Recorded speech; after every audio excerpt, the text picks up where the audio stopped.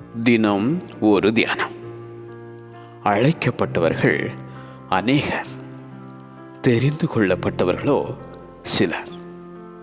மத்தேயு எழுதின சுவிசேஷம் அதிகாரம் 22 வசனம் 14. பரலோக ராஜ்யம் தன் குமாரனுக்கு கல்யாணம் செய்த ஒரு ராஜாவுக்கு ஒப்பாயிருக்கிறது என இயேசு சொன்ன அந்த உவமை. அழைக்கப்பட்டவர்களை அழைத்து வர ஆட்களை அனுப்பிடும் அந்த ராஜா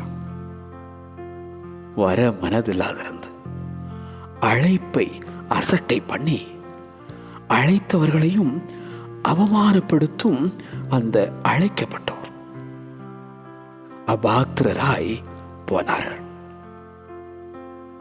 நீயும் உன் அழைப்பை அசட்டை பண்ணாதே. அழைக்கப்பட்ட அழைப்புக்கு பாத்திரவானாய் நடந்து கொள். அழைக்கப்பட்டவர்கள் அநேகர், தெரிந்து கொள்ளப்பட்டவர்களோ சிலர். அழைக்கப்பட்டவர்கள் அநேகர், தெரிந்து கொள்ளப்பட்டவர்களோ சிலர். ஆமென்.